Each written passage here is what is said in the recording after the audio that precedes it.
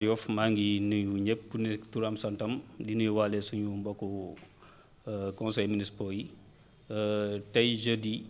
13 mars 2025 le conseil municipal de la commune de Yoff dañ ko convoqué woon ci session ordinaire pour ñu waxtaanee juróom-ñaari poñ bi ci njëkk mooy communication du maire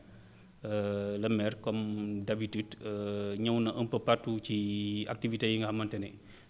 déroulé na ko ci bi ñu defee dernier conseil municipal bi ak léegi bokk na ci wàllu pavage beeg wàllu projet yi nga xamante ne bëgg na ko def ci commune bi deuxième point bi aussi def nañ remplacement d'un conseil décédé maanaam dañoo am benn collègue benn naataango boo xam ne dafa nekkoon conseil ñu koy Abdoulaye Seck waaw dafa génn àdduna nag yàggul torop léegi dafa am ku ko remplacer ñu koy wax Doumbouya mu ngi dëkk Nord Foire ñu ngi koy dalal ak jàmm ci conseil municipal bi di ko wax ne këram la conseil municipal bi li fi nekk mooy consensus te ñëpp Yoff la ñuy liggéeyal waaw amul parti politique amul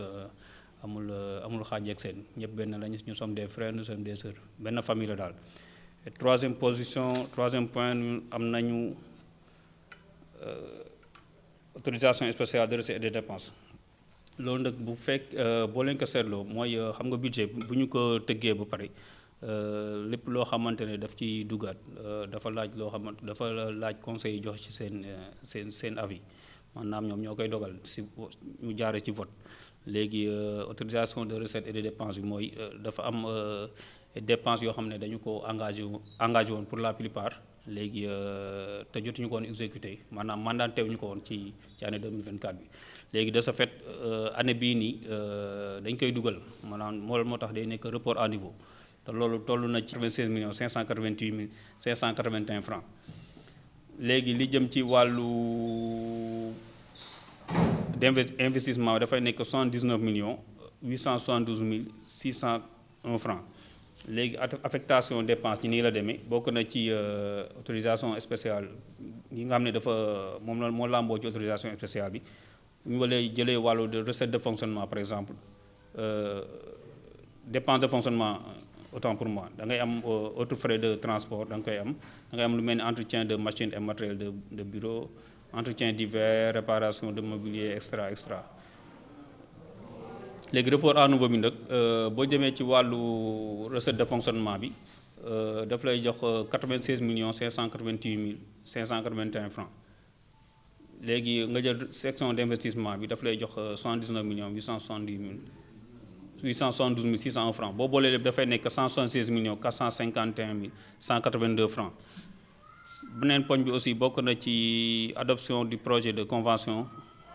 entre la commune de Yoff le GIE Lille Moumane ak association Tournesol commune de Yoff dafa baaxoo di lëkkale ak yeneen structure ak yeneen bànqaas yoo xam ne dañu nekk ci dëkk bi mais ku ci nekk dafa am benn activité booy def jëm na ci wàllu environnement jëm ci wàllu développement social économique et solidaire jëm na ci surtout ci wàllu santé aussi mais aussi jëm ci wàllu impulsion économique des jeunes maanaam jàppale ci xale yi ñu mën di demal seen bopp ak jumtukaay yu ñu leen jox léegi association commune de Yoff ak GIE bu ñuy wax Tournesol ASIBA désignation des conseillers municipaux pour le renouvellement du comité de développement sanitaire du centre de santé Philippe Senghor boobu mooy juróomeelu point bi bii nag maire dafa ñaan conseils municipaux yi pour que ñu reconduire maanaam ñu jëlaat ñi nga xamante ne ñoom la ñu tànnoon suñu yenn collègue ñett lañ pour comité de développement sanitaire bu Philippe Senghor parce que dañuy war a dem ci ay vote prochainement incha allah parce que le sous-préfet incha allah dina ko convoqué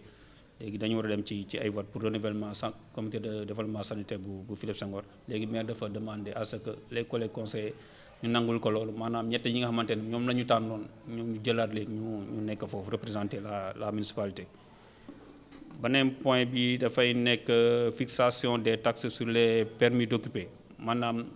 dañu bëgg a dem ci li nga xamante ne képp koo xamante ne bon mais lu ñuy waxtaanee incha allah intercommission nag benn kuréel bu nekk ci mairie bi la loo xamante ne lépp luy question boo xamante ne dañ ko war a traité te consensus bi dafa des maanaam jubboo bi dafa des foofu lañ koy yóbbu gën ko waxtaanee parce que léegi bëgg nañu incha allah képp koo xamante ne dafa organiser lu